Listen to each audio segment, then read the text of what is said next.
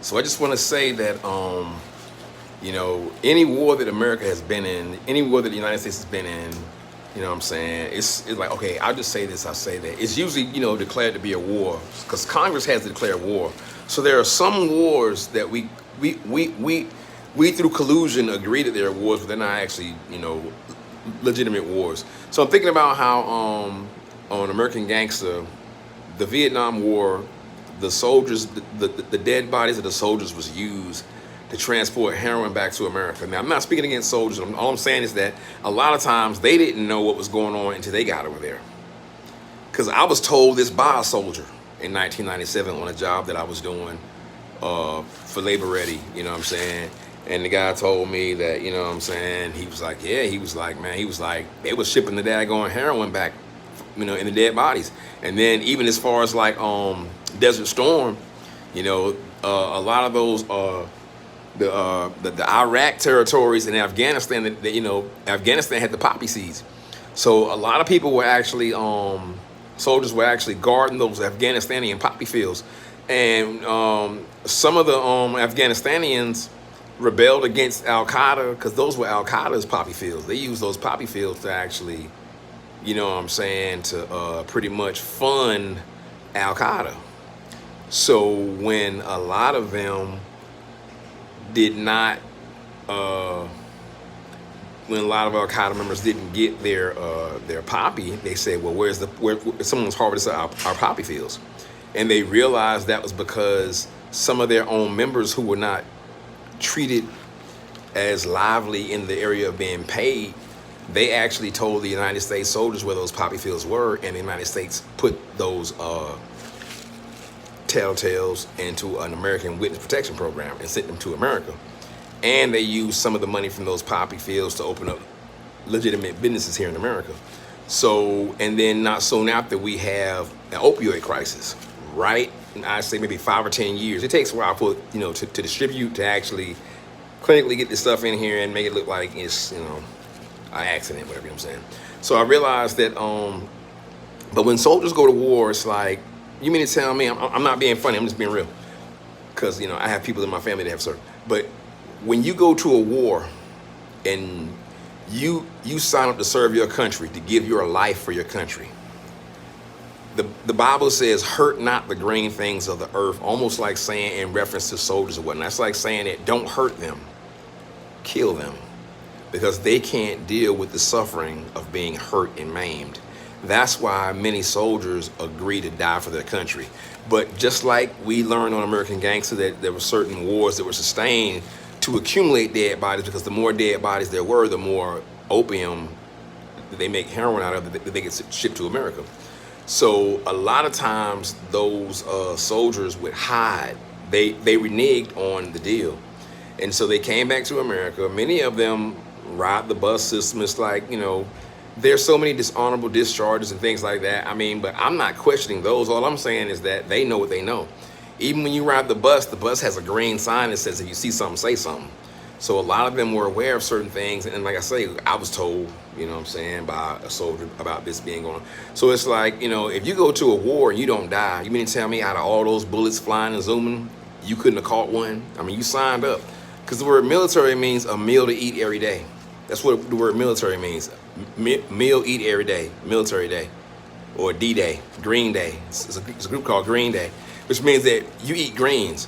See, when you wear boots, they wear boots because there's an extraction point in the military. That means that there's a certain point that their commanding officer has already sent either his men or himself to go head on and walk that trail.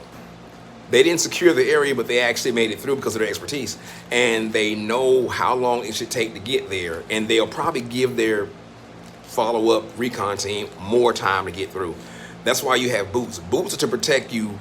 Boots are not for speed. Boots are to protect you, like saying that it takes 30 days to clear this. I've done it, like, the person might, the commanding officer might say, I've done it in like 15 days, but I'll give you 30 days.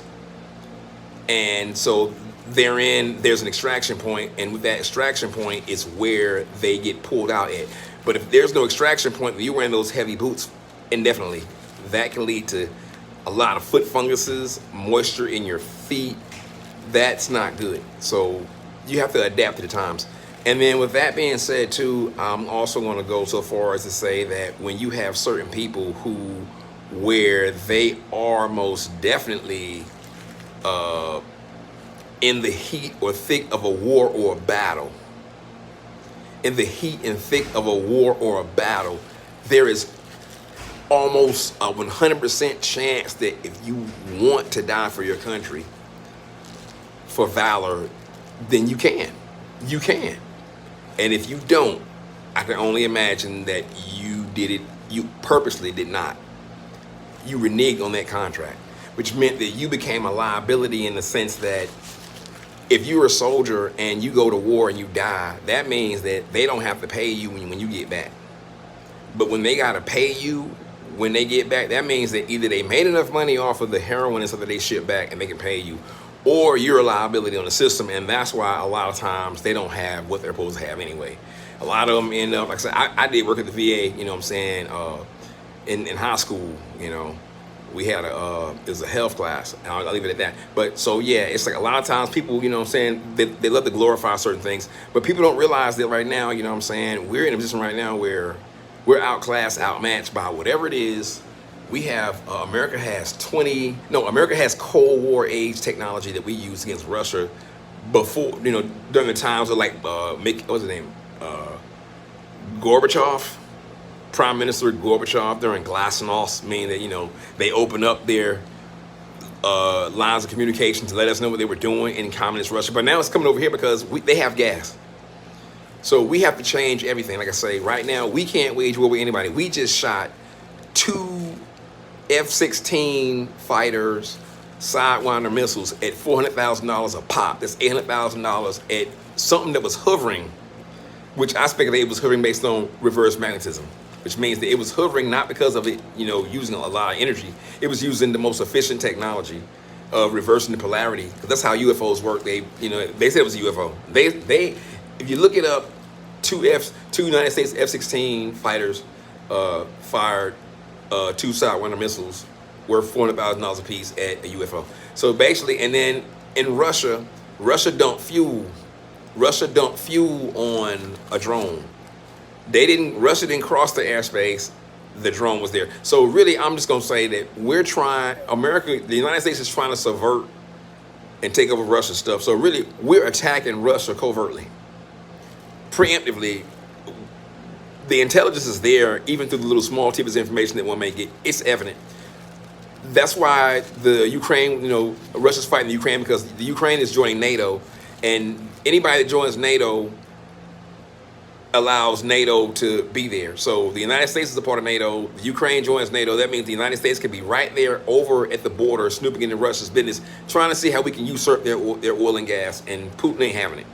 And that's why Donald Trump said that if you don't reelect me, then you're going to see a World War III, because Donald Trump was married to Melania Trump, and Melania is Putin's niece. So that's why they had claims saying that Russia tampered with the ballot boxes during the time that Donald Trump was elected, because he probably did.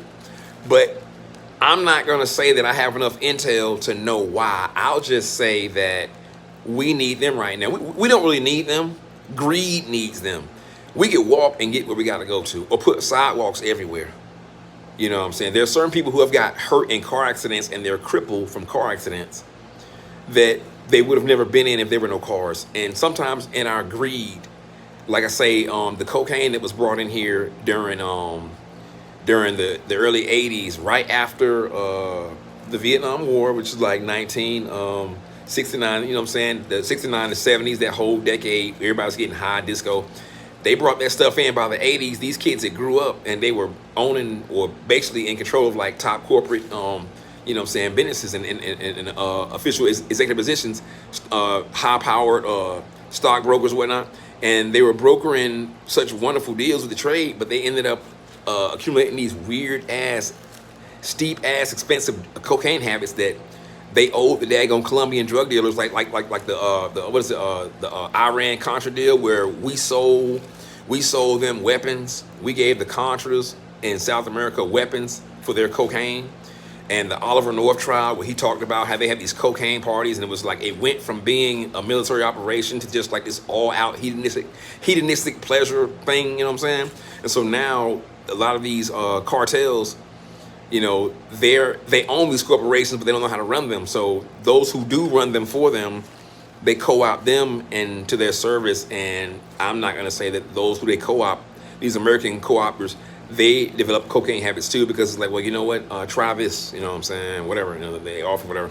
So with that being said, I'm more so inclined to also acknowledge that with the amount of debt that we're in because of that, we're in a position right now where we have to accept the central bank digital currency, which is coming from a few areas. It's coming from Russia, believe it or not. Russia already said that if we buy their trade, if we convert our dollars into ruples or rupees, I think it's ruples, then they will trade with us.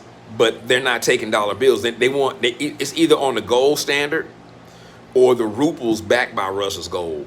And whoever's face is on the money that we're spending, that's who runs the country. So we're already co-opted.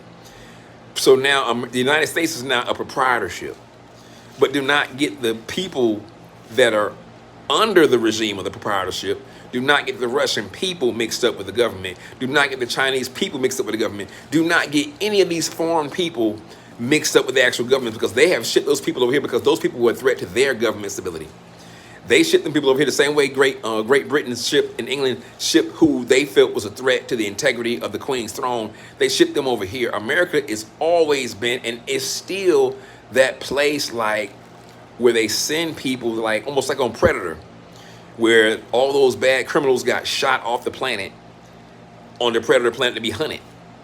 But it's going to really manifest more so than figuratively. We are really being affected by something outside of the solar system, where the Zeta Reticula, they're sending angels in, which is not a bad thing.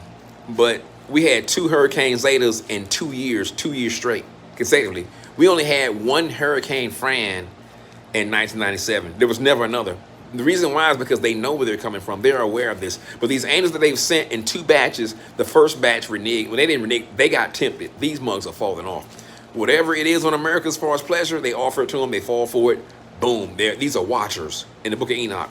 They come down here, they're like, yo, we're going to watch the ones that have been down here since Noah's flood. The ones that came down in 2021, they came to watch the ones that have been down and been bred and reborn, the men of renown since Noah's flood. The ones that came out in 2021, they got co-opted. They like, yo, they got good drugs, they got good sex, they got good food, you know what I'm saying? And they fell into it. So then they sent another batch to watch them. That's why they're those watching those who are watching those who are watching those who are watching those who are watching. And it goes in, it's endless, because this is an operation. The URaNTia book, Project BLUeBooK, this whole planet is an operation that it's not out of control. Believe me, the Heavenly Father it's under total control. He knows what's going to happen ahead of time. I'm going to stop right now for a quick upload. Peace.